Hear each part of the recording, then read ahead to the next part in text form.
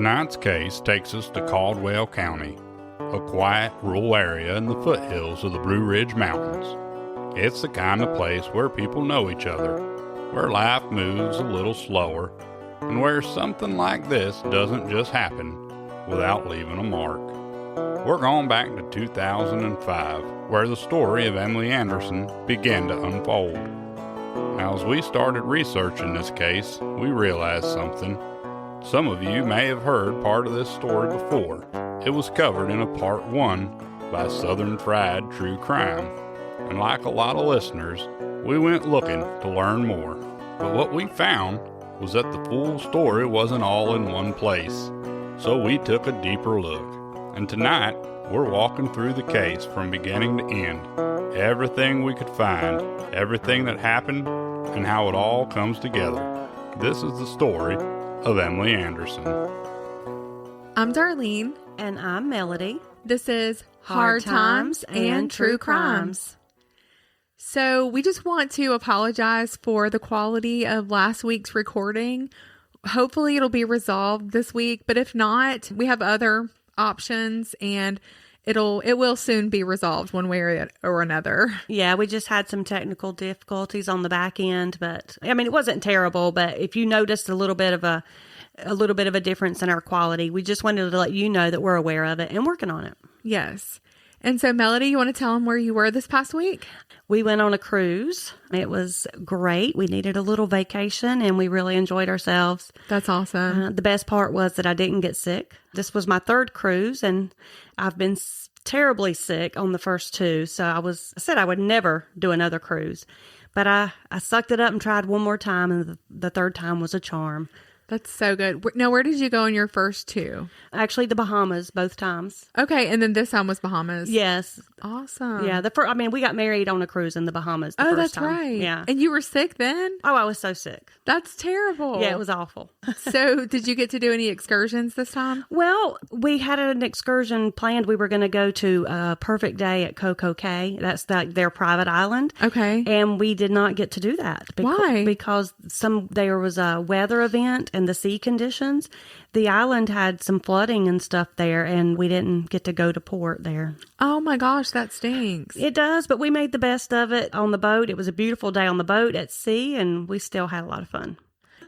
Okay, well, let's just go ahead and jump into the story for today. Mm-hmm. This episode was suggested to me by one of our group members on our Facebook page, but it's someone that I know here locally. Okay. And as they began to tell me this story, it sounded pretty fascinating to me. And he actually he grew up in the same area that the people in this story did. He knew them. He's acquaintances with them.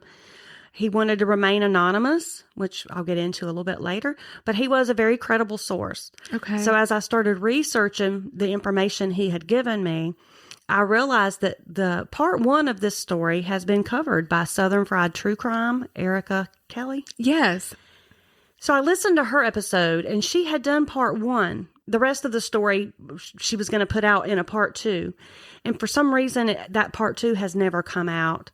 Okay, because she's kind of had like a really long absence, right, from podcasting? I'm not sure if she's had some health issues or what, but something has happened there. I don't know what. Okay, well, the funny thing is I've actually heard that part 1, and so I've been waiting for part 2 for a long time. So I'm really excited to hear the rest of the story. Okay, well, I'm just going to bring it all to you in one story instead of 2 parts. Okay. And I'm going to give you the end that I don't think that she ended up covering yet. Perfect. But we do wish Erica Kelly the best. Absolutely. I love her. Tonight, we're in Sawmills, North Carolina. You've probably never heard of it. Nope. Most people haven't. Sawmills sits quietly in Caldwell County. It's tucked in between Lenoir and Hickory. Okay. Yeah. At the foothills of the Appalachian Mountains. Okay. It's rural. Dairy farms, church communities. Everyone knows everyone, or at least knows of everyone. Mm-hmm. And in December of 2005, something happened there that still divides this small town. And that is the night that Emily Anderson vanished. Mm-hmm. Emily and Jerry Anderson were dairy farmers. They worked hard, long hours, early mornings. And on December 29th, 2005, they had plans to attend a dinner party hosted by their friends, the Wilsons, who were local business owners. They happened to run the hardware store that Emily visited that very morning. The party started at 6.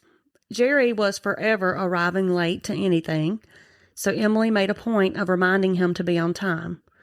I can relate to that. Curtis can too. Yeah. But she told him she would meet him there.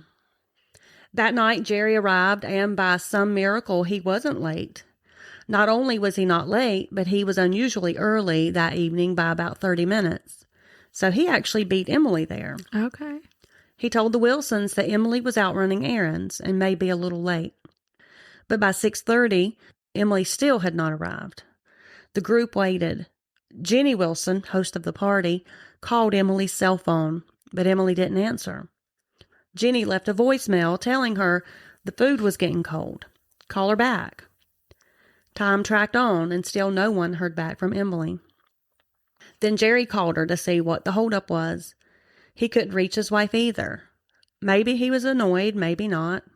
After all, how many times had she waited for him to arrive somewhere? Right. But after some time, her absence was more than just odd and unlike her. So Jenny tried Emily again and left another voicemail. She told her she was keeping the food warm to stop on by. And then Jerry called Emily's friend Patricia. She thought maybe Emily had spoken to her. Right. Or maybe she had heard from her. But Patricia had not. Finally, Jerry and one of the male guests of the party went out looking for her. They rode around, taking the route that Emily would have driven to the Wilsons. Still no trace. So, sometime around 9:15 that evening, they stopped at the Granite Falls Police Department to see if Emily had possibly been involved in an accident. Staff there called around to other law enforcement agencies, the Caldwell County Sheriff's Office, the Hickory Police, and 3 area hospitals, but still no sign of her. It seemed that she had literally gone missing without a trace. And it was concerning. And her vehicle is missing too? Yes. Okay. While Jerry had remained calm during the evening, he now dialed the Caldwell County Sheriff's Office and reported his wife missing. Emily Young Griffith Anderson was born in July 1956 in Fayette County, Kentucky. Her parents were Dr. Joseph R. Griffith and Amanda Watterson Griffith. She was raised in a family that believed in service. Her father was a physician in the Army during World War II, and at one point was a prisoner of war. But he managed to get back home, and soon after, he and his wife started their family. They had 3 children, Mike, their son, and their 2 daughters, Emily and Dee. The family settled in Adair County, Kentucky, when Dr. Griffith accepted a position at the Adair County Health Department. Their family was heavily involved in the community and was beloved. They knew how to have fun, and they were full of life, according to the ones who grew up around them. Their parents raised them to get involved and to give back, which they did. Mike, Emily's brother, was an animal lover, and he went on to become a veterinarian. Emily, who was the middle child, was also an animal lover, so it was no surprise that she would go on to some sort of path that involved caring for them. Right. Dee, the youngest sibling, also chose a profession that served her community. She became an elementary school teacher. Those who knew Emily best described her love for the outdoors, the beach, and her flower bed. She was a true outdoorsy gal, preferring jeans and flip-flops to dressing up. Not flashy, not dramatic. When Emily was in high school in the 1970s, she was on the drill team and was known for her sense of humor and her singing voice. She later would sing in the church choir at her church. But her personal life was complicated. Right. She married young at age 17, but that marriage ended. Then she took some time before marrying again at the age of 23 in 1979 to a man 6 years older than her. And while we don't know why, we do know that this marriage also ended in divorce. It was also the same year that Emily lost both of her parents within a year of each other. Oh, gosh. Yeah, that would be tough because she was pretty young at 23. Yeah. Emily moved to Corbin, Kentucky sometime in the 1980s, where she met that close friend, Patricia Thorpe, while working at an optometrist office. The two remained close even after Emily moved away again and went through 2 more marriages. Okay. Throughout the years, Emily, a devout Christian, sang in the church choir, worked in Sunday school and vacation Bible school. She was also a member of the Red Cross and even helped with cleanup efforts after a hurricane ripped through North Carolina. Mm. In the 1990s, she met Jerry Anderson. He was a dairy farmer from Kentucky. Jerry had moved to North Carolina in 1996 to manage Carolina Holstein's dairy farm, which had about 500 head of cattle. Depending on who you ask, he could be described as quiet and reserved. Others found him to be talkative, nice, and kind, with a touch of arrogance, maybe. Okay. Well, my anonymous source told me that he had been warned to be careful in business dealings with Jerry. Okay. But his background most likely did not follow him to North Carolina. When he came here, he went to work for Carolina Holsteins. Working at the dairy farm was a good fit for Jerry. Eventually, he would have the opportunity to purchase, with help from investors, the Carolina Holsteins dairy farm that he managed. He was good at what he did, and he had a growing business. In May of 2001, Jerry Anderson and Emily Griffith married. Now, this would be her 5th marriage, Mm-hmm. and it was Jerry's 3rd marriage. Okay. How'd they meet? I don't know how they met. Okay. He had a son in 1993 with his first wife, but he and Emily didn't have any children together. Okay. Throughout the years, his son would occasionally live with them off and on. Okay. We'll be back after a quick break. All right, y'all. Real quick before we get back to it. Because you keep asking, yes, we finally have podcast merch. We've got hoodies with a new design, cozy, super comfy, and honestly way nicer than we planned, for just $35. Fair warning though, we only have sizes 2X and 3X left. But let's be honest, that oversized fit is very on trend right now, and perfect for cool mornings or porch sitting. Prefer a more fitted look? We have t-shirts in all sizes for just $20 each. Same vibe, same attitude. Grab yours, rep the show, and help support what we're building. To order, just email us at hardtimesandtruecrimes@gmail.com with what you want, your size, and your shipping address. That's hardtimesandtruecrimes@gmail.com. Now, back to the show. When he and Emily married, she became part of the day-to-day operations of the farm. And she put in as much work as Jerry did. Oh, yeah. That's you're going to work hard if you're going to do that kind of work. Right. And in that regard, they were a great team. Yeah. But on the inside, things were unraveling at home. Okay. And some people just have a really hard time in relationships. And it does sound like she did. Yeah. For whatever reason. And he did too. 3rd marriage, 5th marriage. So. Right. They tried. Yeah. And that brings us to the morning of December 29th, the last day that Emily was ever seen. That morning, Emily rose early, just like any other day running the dairy farm. Mm-hmm. She had some errands to run. She stopped at the hardware store around 7 a.m. and bought a pair of work gloves. She then went to Martin Marietta. That was like a building supply for materials. Okay. And she had to pay a bill there, sometime between 8:30 and 10. She intended to run by Sam's Club, but no one ever knows if she ever made it there, because this is where the different accounts of her whereabouts get a little murky, depending on who you ask. Mm-hmm. By the next day, the whole community was aware of her disappearance. Dry Ponds Baptist Church, where Emily and Jerry attended, they held a prayer vigil for Emily on December 30th to pray for her safe return. The neighbors and community came out in droves to help search for her. Aerial searches were done to look for her white Chevy Silverado truck. Authorities were trying to determine where were her last movements. Signs were put up. Rewards were offered. In the days after her disappearance, Jerry and Emily's sister Dee had done a credit check on Emily, just in case someone was using her accounts. Okay, that's smart. They came across a few accounts that Jerry was unaware of, including one for Victoria's Secret. Jerry was surprised by that. And they also found a card from a flower arrangement in Emily's nightstand with the name Bill on it. Jerry was beginning to wonder, well, what else is going on with Emily that I don't know about? Just after the new year, on January 3rd, which was really just within the same week, Sure. Jerry called Emily's friend Patricia again. Remember, he had called her on the night Emily first went missing. Yes. Hoping that she might have heard from her. The call that he made this time lasted 72 minutes, and Jerry was questioning Pat about other men that Emily may be involved with. It seemed that he believed Emily had left on her own accord and possibly with someone. He asked Patricia if she knew of Emily talking with someone named Bill. Pat had never heard of Bill. He inquired about Emily's ex-husband, Steve Pierce.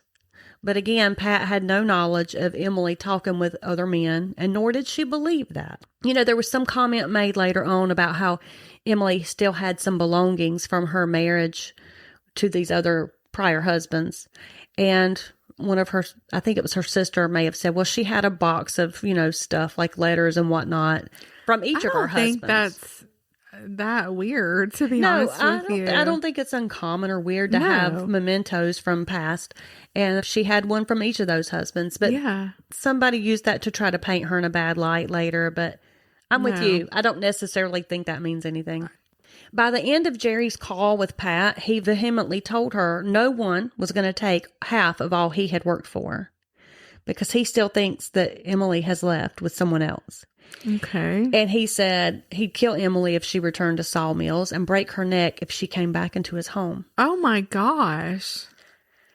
While Patricia knew the couple had been having problems, Jerry's behavior on that phone call left her very unsettled.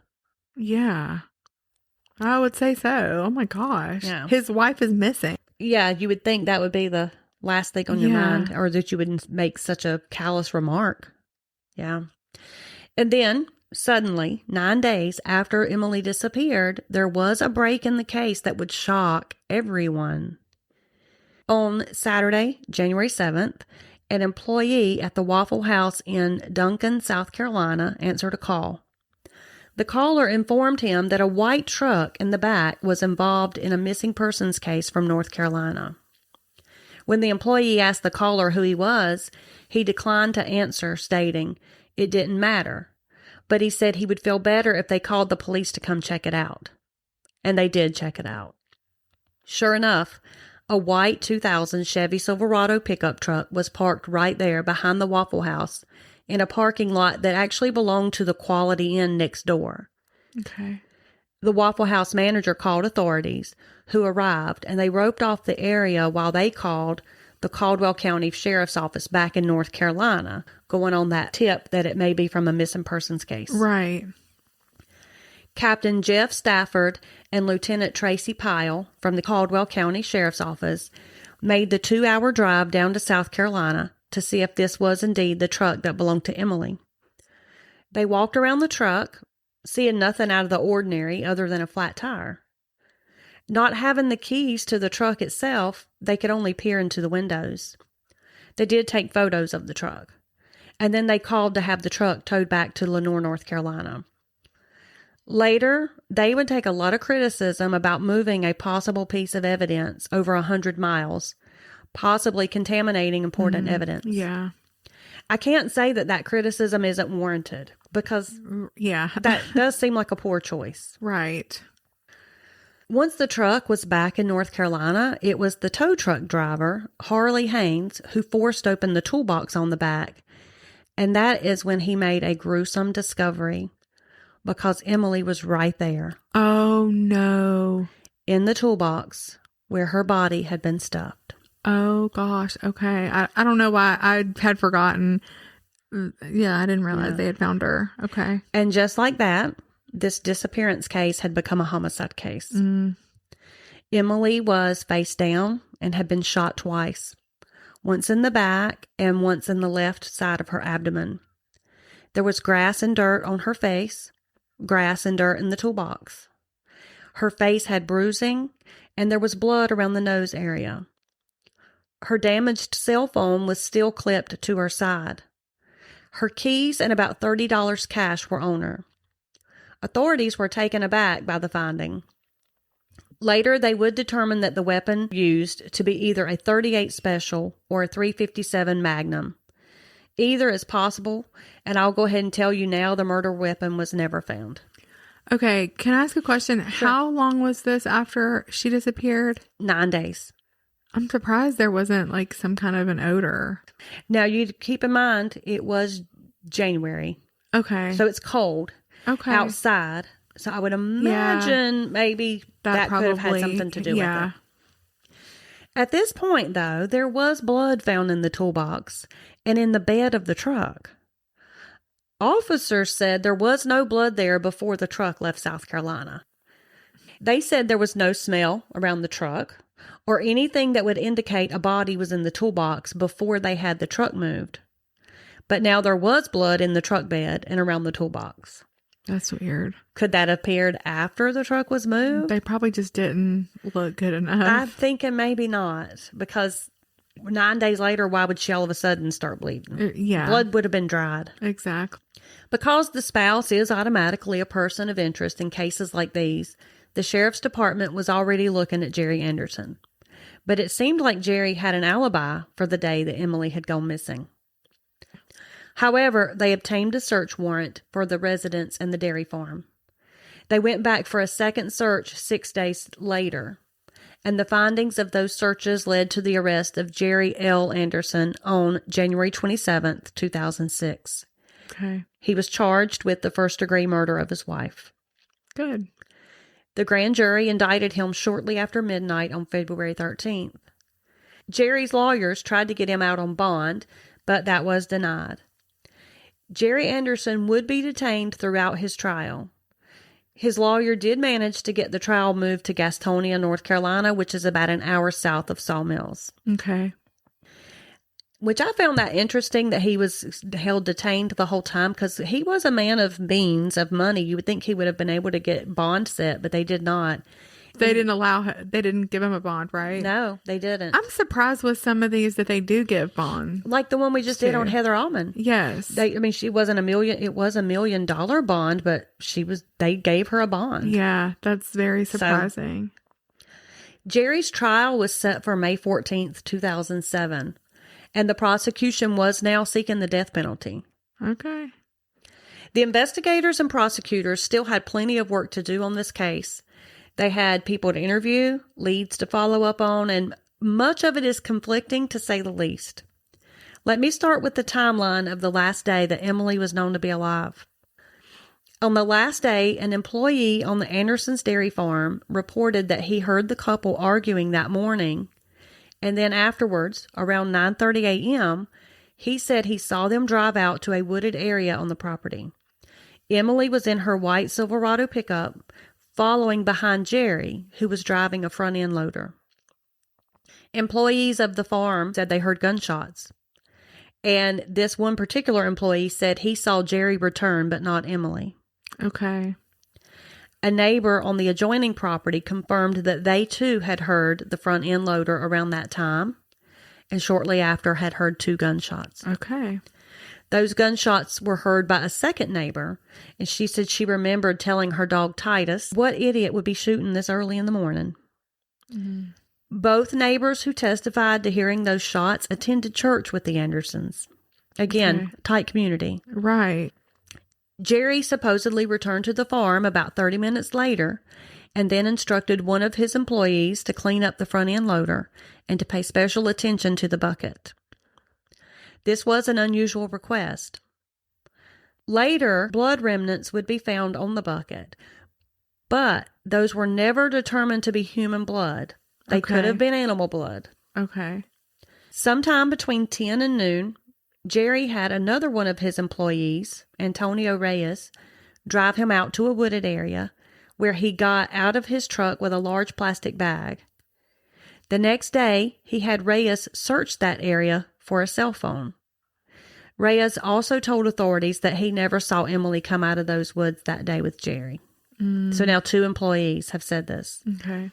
So prosecutors believed that Jerry had gone out into the woods where he shot Emily and used the front end loader to put her in the truck. And that afternoon had driven her to South Carolina, where he left her truck in that parking lot, and then had driven back, returning to the farm. And I was thinking, well, how did he do that? Right. Well, he had an equipment hauler because he owns a dairy farm. They haul cows and stuff and equipment. Right. So getting her truck there would be no problem. If he had loaded it into that hauler and driven it there, Yes. let it out and come back. Okay. Reyes told investigators that Jerry instructed him to tell the police that Jerry had been at the farm all day if he was asked about Jerry's whereabouts. So that's why at first it seemed like he had an alibi. Right. And when he asked Jerry why, Jerry told him because he didn't want to get blamed for the murder of his wife. That employee later testified that indeed, Jerry was not at the farm from 11 a.m. until 4:30, after 4:30. Okay. In fact, none of the farm workers remembered seeing Jerry anymore that day until late afternoon. To seemingly bolster the story that he had been at the farm, Jerry later did something a little odd. He changed oil filters on some farming equipment and then asked his employee, Jose Garcia, to backdate the log of the oil change to December 29th. Wow. Okay. To make it look like he was there. Garcia found it odd because the oil filters had recently been changed. And they cost about like $100 to $200 each. Right. They're not cheap on those equipment. That was an alibi. Yeah. So investigators, that's what they believed, that this was his attempt to establish an alibi. So when I said it seemed like he had one, now this alibi is kind of like falling apart. Yeah. Mm-hmm. There had been no activity on Emily's bank account since December 23rd, and her cell phone showed no activity after December 28th. But it had pinged in South Carolina since December 29th. Okay. So her truck had been there since the day she went missing. Okay. Okay. I think I just said since the day she went missing. Since the day her truck had been there since the day she went missing. Okay. Whether she had left of her own free will or not, though, or had been taken there in the toolbox of her truck, we don't know. Do we not? Good question there. Because her phone was still clipped to her side when Right. she was found. Right. An Alltel rep, now let me back up a minute. Do you remember Alltel? I do. Okay. So I think later on they Blast became... from the past. Very much. So think about the cell phone technology back then, okay? When they were actually still called Alltel. An Alltel rep told authorities that they believed Jerry Anderson's cell phone had been turned off between 12:04 and 4:51 on December 29th. But the technology wasn't nearly as accurate as it is now, so they said they believed that. They didn't know for Okay. sure. And turning it off would have kept him from being tracked during those very hours. In addition to that, Emily's calls had been forwarded to his phone, according to one source. Okay. So shortly before his trial was to begin, Jerry was offered a plea deal in which he would possibly only do 6 years and would get credit for time served. But that was a no-go for Jerry. He rejected the plea offer. Gosh. Okay. The trial began, and the evidence against him seemed overwhelming. The prosecution brought Emily's lawyer to the stand. Just 2 months before her murder, Emily had contacted attorney Rachel LeClaire. LeClaire outlined for the jury how Emily seemed afraid in the marriage. Emily had told her that she and Jerry had separated 2 years prior for about 6 weeks when she had gone back to Kentucky, but they reconciled. And she said now they had been planning to move to Tennessee, and Emily was not happy about the move. She was reluctant, and she was looking to leave the marriage. They were buying some other dairy farm and were making some Okay. business moves. Emily confided to her lawyer that Jerry had a temper and that he talked down to her while working at the farm in front of the employees. She said sometimes he cussed her out. She went on to tell more. Jerry was 70% deaf, and sometimes he would take out his hearing aids while she was talking so he wouldn't have to hear her. Oh my gosh. And then she also said they had not even slept in the same bed in over a month. Okay. Then Emily's sister Dee took the stand. She said that Emily had separated her belongings from Jerry's in the months leading up to Emily's death and had told her she didn't want Jerry to get any of her things if anything happened to her.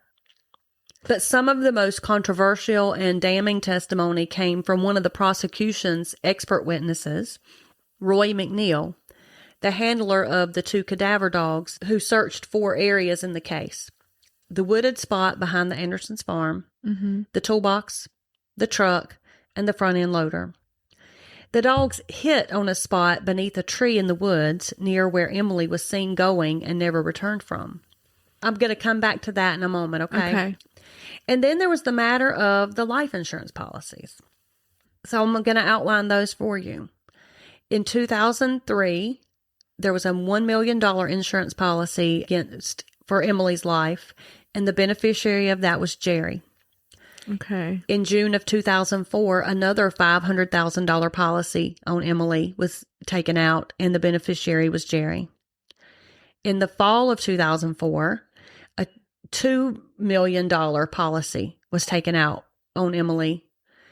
And then in 2005, that was raised up to $3 million. Oh my gosh. Okay. Well, wait a minute though. But the beneficiary on that one was Carolina Holsteins, which the bank required on property of that amount. When you have a loan, the bank requires life insurance policies on all the owners. Okay. So at first, that one sounds really bad. Right. But in total, over $4.5 million of insurance was taken out against Emily's life. So those sizable life insurance policies did add another layer of complexity. Sure. Right. But there's more to Jerry's history that investigators couldn't ignore. Moments from the past that did cast a long shadow over this present case. Jerry's first wife, Teresa Martin, told officers of a time when she and Jerry were still married. And she had woken up in the trunk of his car, disoriented. Oh my gosh. He later admitted that he had intended to hide his wife in the trunk to collect life insurance, but ultimately had let her out before anything happened. Oh my gosh. I don't have any words. Like, I know. I'm thinking that if that woman had not woken up, she would have been dead. For sure. I don't believe that, because she would have had to be dead for him to collect insurance money. Exactly. Because just because she's missing, right, doesn't mean he's going to get that life insurance. No. I mean, this was 2000s. This was not like one of your stories from back in the 1930s or whatever. So I can only imagine, just like how you just were shocked when you heard that, imagine what that would have been like to hear on the witness stand. Mm-hmm. Well, not long before Emily's murder, Jerry had applied for and received a new passport. Well, I don't think applying for a passport's fishy. Sure. And when you do that, you never know how long it's going to take before it gets to you. It just happened to arrive within days of all of this going on. Okay. But what I do think is fishy is that he had listed his sister as his emergency contact and not Emily. That's weird. Yeah. And that was found on the property during one of the search warrants. And that, I think that was one of the things collected in their evidence. Okay. I bet that's why he didn't get a bond. Yeah, probably not. But then there was the chilling discovery. I just think this is horrible to think about. That 5 fingerprints were found on the inside of the toolbox of the truck, just above where Emily's head was. Oh, gosh. Now, those prints were never solidly identified, so there's no proof that they belonged to Emily or how they got there. But it's still an eerie discovery, nonetheless. It just the thought of it makes you just like, what if she was still alive when she was put in there? And, I mean, I know that sounds like a crap ton of circumstantial evidence, but yeah. It's very possible, though. Yeah. Oh, that's horrible. Now, all of that was the prosecution's case, but piece by piece, the defense began to challenge nearly every assumption that the investigators had made. For instance, the cadaver dogs. So they were owned by this private business owner named Roy McNeil. Okay. And the jury was sent out while discussion took place over his credibility because he was brought as an expert witness. But while the jury was out, he was accused of using improper techniques, This other expert for the defense, who had 20 years of law enforcement training with search dogs, she's a master trainer, and she really did make him look incompetent as an expert witness. She said that he used techniques such as feeding the dog treats to entice them to hit on that spot, and he did not adequately videotape the search with the dogs. There was like a day and a half of time taken up with all of this. Oh, wow. So I can't go into all the details of it.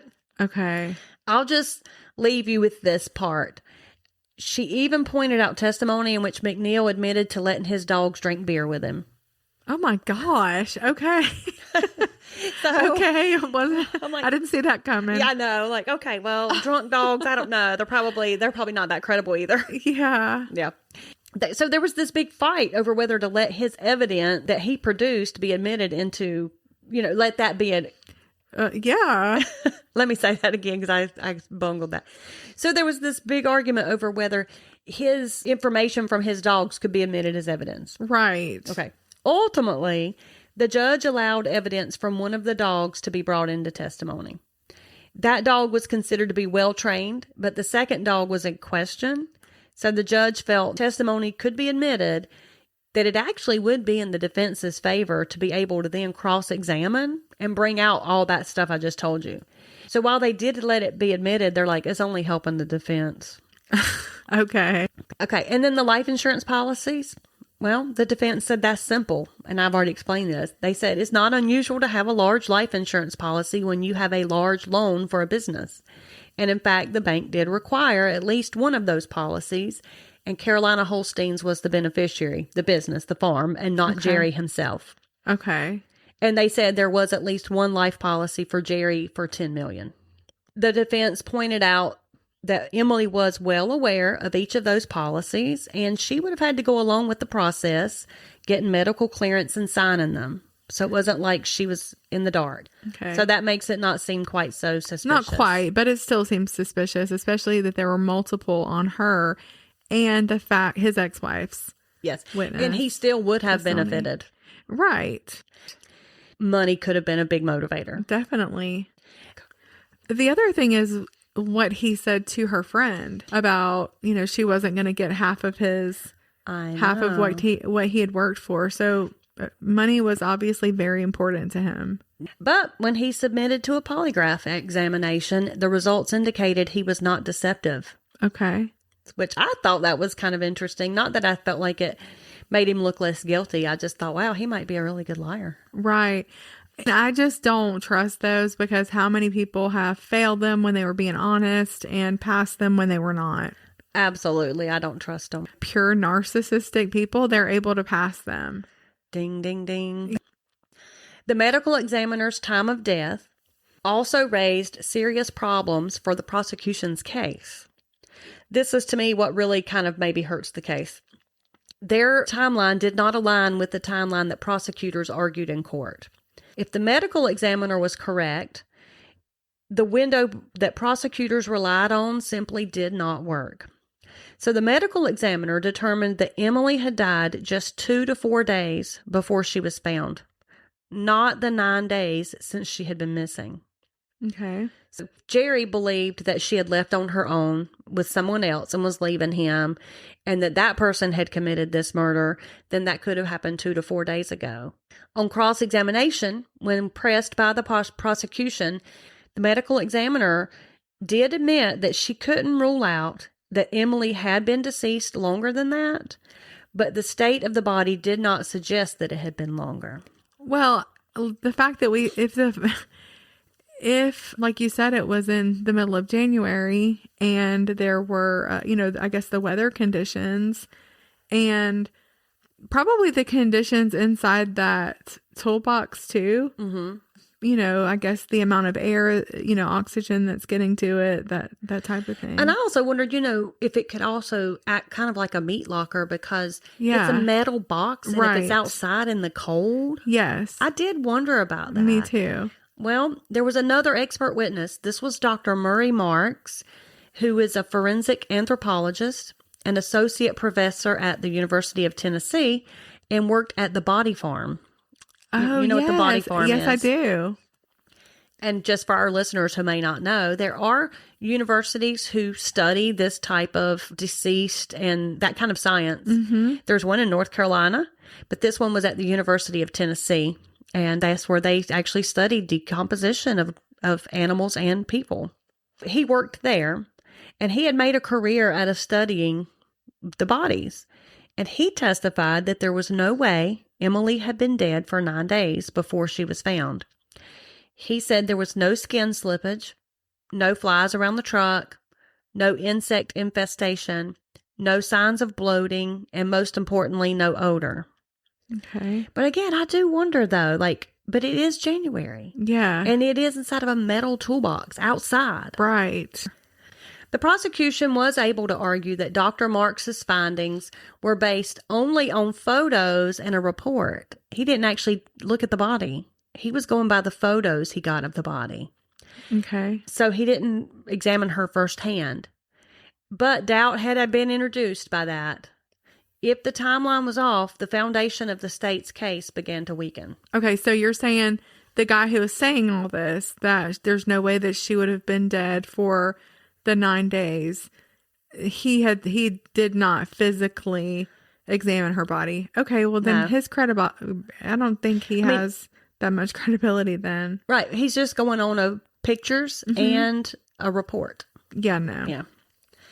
This left the question, where had Emily been during that time if she was not deceased already? Right.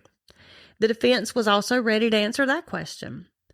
Those Waffle House employees who first received the call about the truck, they testified that the truck had been there for approximately 8 to 10 days before the call. One of them said he had noticed a man standing in the doorway of the driver's side of that truck on the first Friday night that he saw it. And he described that person as a white male, about 5'8", with a crew cut. And this did not match Jerry Anderson. He had this reddish brown thinning hair. The other Waffle House employees testified that they had seen a woman matching Emily's description going in and out of the Waffle House several times on the night before her body was found. They also said she had been accompanied by a white male. In particular, they said she had been wearing an Old Navy sweatshirt, and that was the same kind that Emily was wearing when she was found. Okay. 2 of the hotel employees at the Quality Inn both testified that they saw Emily get out of a beige or brown Jeep at the hotel on January 3rd. They identified her through photos that they were shown of her. Okay. One Saul Mills resident testified that he saw Emily at the convenience store in Caldwell County on December 29th around 8:30 to 9 a.m., which we know she was in Caldwell County at those times. But he said she was accompanied by a man with shoulder-length hair, and this is his quote, like Billy Ray Cyrus and Achy Breaky Heart. Well, that's very different than the crew cut. Right, but it also doesn't match Jerry Anderson. And he says he saw the guy get in the truck with Emily, and he testified that he knew that was Emily or her truck because he saw her sign on the front that said, "Got milk?" And, those stickers. Yeah. And he raised his milk up that he had just bought and said, "Yeah, I got milk." So he kind of remembered it based on that. Here's what I think about eyewitness testimony. I think a lot of the times it depends on who's asking the questions, how they're presenting the questions, because our memories are so fallible, and we do want to help. And so, especially me, oh my gosh, my memory is horrible. And so, but I can kind of half put together things sometimes. Do you know what I'm saying? I know exactly what you're saying. And so I'm not saying that these witnesses are lying, but I'm saying I don't 100% just trust eyewitness testimony. I don't either. More and more as we do these episodes because we see it so often. Yeah. And when I'm telling my own stories, like I've said, my sister sometimes will call and fact check me, and we have experienced the same things, and we both are like, no, this is not what happened. This is what happened. Yes. And we were both there, and we both have a very different memory of what went down. And the more that has happened, of course, I think I'm right because I have a better memory, but she would disagree. Yeah. I was telling this whole story about my mom had this horse and buggy and they drove it out to our house. And I remembered, of course, what happened because the horse ended up like running and wrecking the wagon and basically like went crazy. And we almost put Elijah on there. And Elijah was little, like he would have been about 3. And this whole time I was thinking that it was one of the guys that worked for them that was with my mom, and it wasn't. It was my brother. And I was describing it, like, Yes. like talking to them about this memory, and they're like, he wasn't even there. And that's it. But in your memory, you can see him there and you know Yes. that was him and it wasn't. Yeah. And yeah, the more we do this, the more I'm realizing I really don't trust eyewitness testimony either. No. According to the defense, maybe Emily had left on her own. That's how they painted it with someone else. But again, even all that testimony, I don't think that proves anything. I don't either, especially because they're different. Yes, like you've got Was a she white with the guy with the crew crew cut, or was she with the guy that looked like Billy Ray Cyrus? Right. Who knows? Yeah, Or was she not with either of them? exactly. Once the prosecution had finished its argument, the defense team asked once again to have the case dismissed. They pointed out the prosecution had not proved its case. There was no DNA, no murder weapon, no eyewitnesses that saw him do this, no clear fingerprints, because remember we talked about those prints on the Yes. on the toolbox. They were not able to determine, I guess they just weren't good enough prints to be able to figure it out. But that request was denied. So now it was up to a panel of Jerry Anderson's peers to decide his innocence or guilt. And it would be no easy task, in part due to some mistakes on the part of the investigators. Things like neglecting to send the rape kit that was done by the medical examiner for testing. Oh gosh. And apparently, there had been some yellow paint chips found on Emily's shirt that looked similar to paint chips found in the front end loader bucket. Analysis found that they possibly could have come from the same origin. However, the original notes that one of the SBI agents had taken indicated that no yellow paint chips were found on her shirt. Oh gosh. And it was months later when the paint chips were sent to the lab and indicated that they were from the shirt that people started questioning, well, that doesn't match up with the notes. So which was it? Right. Who knows? Oh my goodness. So what could have been some good credible evidence there was compromised because maybe a note was written down wrong. Yeah, they botched it. Mm-hmm. Hairs that were found in Emily's truck, never tested. Officers had never followed up on the sightings of Emily that were reported. Mhm. So this case was fraught with errors, had contradicting evidence, and investigative missteps. Sure. This trial stretched on for 9 weeks. That's a Wow, long that's trial. a long trial. Yeah. And jurors were given only 2 choices: guilty of first-degree murder or not guilty at all. When jurors began deliberating, they were evenly divided. 6 believed he was guilty, 6 were not convinced. As hours turned into days, minds began to shift, so the split moved to 10 and 2. At one point, jurors attempted to reconstruct the timeline themselves.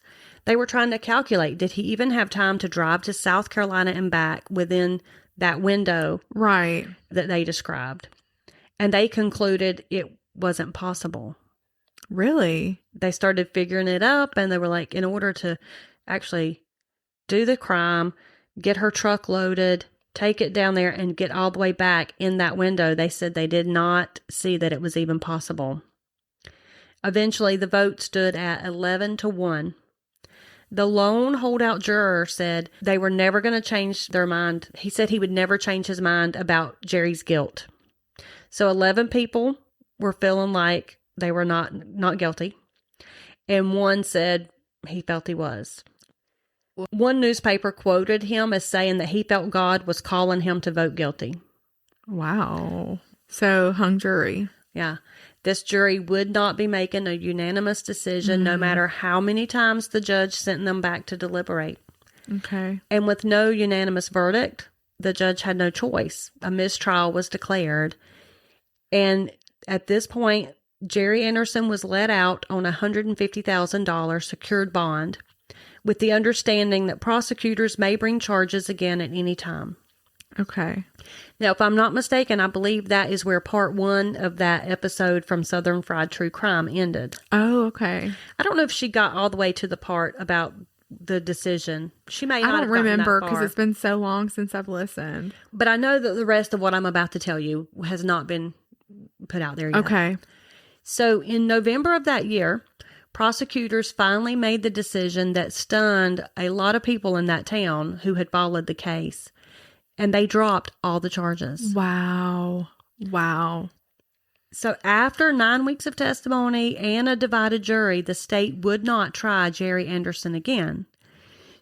My source that told me about this case, they just assumed, they had been a while since they had heard about it, and they just assumed he was in prison. They thought he had been found guilty because everybody he knew that knew him kind of believed he was guilty. Right. And so he just thought he was in prison. And then he met up with one of his buddies and they were like, well, no, he's not in prison. He's out. And he was like, wait, what? So that's why he wanted to remain anonymous. Yeah, I can understand why. Now, so while this criminal case is over, the battle was not over. Emily's sister Dee filed a wrongful death lawsuit. She was wanting to pursue accountability in civil court. But publicly available records don't show a final judgment in their favor. I couldn't find it anywhere. Oh, man, I would love to know. I would love to know, and maybe one of our listeners does know and could let us know in our group. And then the tables turned because Jerry Anderson now filed his own lawsuit in 2009. He filed a civil suit against the Caldwell County Sheriff's Department. Oh, my gosh. For malicious prosecution, false arrest, and fabrication of evidence. And he was seeking monetary damages in excess of $100,000. In 2013, the Sheriff's Department was cleared in that case, stating that they had enough evidence to justify his arrest. Mm-hmm. But Anderson, he said he had been made homeless and unemployed after the trial for about 4 months. He had to live with friends. He did eventually move back to Kentucky, but he said, he had lost his business, had lost everything because he had been falsely arrested, according to him. And now he was slowly trying to rebuild his life. So he bought another farm. He was reunited with his son. He had not seen his son while he was in jail. He said he didn't want his son to see him in shackles and cuffs. His son was 13 at the time of Emily's disappearance and murder. Now his son's an adult. Okay. He says that Jerry Anderson says he believes the justice system is not about truth, but it's about each side trying to prove its own theory. And I agree with that in some cases. I do. I do. Sometimes in spite of the evidence. I do too. I have really come to believe that. It is, honestly think, just from the trial that I sat through and all of that stuff, it pays to have a really good lawyer. 100%. A really good lawyer can get you off of something, even if you're guilty. Yep. And a really bad lawyer could see you being put in prison for something you didn't do. Yes, yes. And sometimes it sucks to be poor. It really does. It really does. And, sometimes we see justice. I think more times than not, we see justice take place. But sometimes we know that our justice system is not perfect. Yeah. It's faulty at times, and unfortunately. Yeah. And I think, too, we all, for the most part, want justice. I think the jury is going to do the best job typically that they can. I don't fault the jurors, but I just think people are easily influenced sometimes. And it, like you said, if you don't have a good lawyer to plead your case, it can go bad for you. Definitely. I didn't say this about Emily. She didn't have children of her own, but she did have 6 nieces and nephews, and they referred to her as Auntie M. And she did love those kids, and they have great memories of her, and her community did grieve her. She had a lot of people who thought highly of her. So just wanted to, whatever happened to her, Oh, I think he killed her. Well, but he wasn't found guilty, so we're not saying he did do it. We're just saying we have our own opinions, and yeah. I do feel like he did, but there's, he's not going to be tried for that again. Yeah, but he's the only one I feel like that had the motive, and there was a lot of time that passed, and because there wasn't a thorough investigation, I just feel like that all worked in his favor. I do too. Although he would make it sound like, that their mistakes were against him. I think their mistakes helped him. Oh, yeah, 100%. That's what I'm saying about narcissists. They're going to find a way to be a victim. But God forbid if he didn't do it, then that's horrible. But man, what a coincidence it would be. Yeah. So here's my question for you.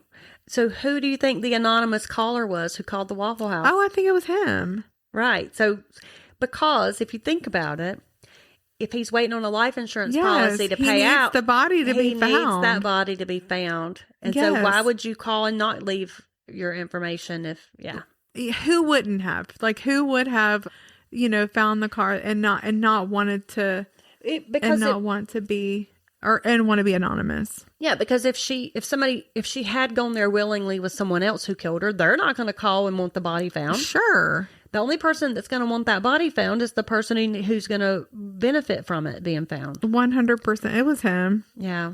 It was him. Oh, those were some hard times. Yes, they were. On a Friday afternoon here in central North Carolina, I was working on a semi-trailer in the middle of an asphalt parking lot, and the thermometer in the back of my service truck read 91 degrees. Not long after that, my daughter in Colorado Springs sent me a picture of her office window where it was snowing. And that's the great thing about hard times and true crimes. It doesn't matter what the temperature is outside. You can sit back in your favorite chair and enjoy every episode that we have to offer. And you can think to yourself how stupid the people who chose to do productive things outside are. Unless, of course, they chose to listen to hard times and true crimes outside. In which case, they're not stupid. They're just not as smart as you. So you make sure you tell everybody you know, even if they're stupid, to check us out. Till next time, goodbye.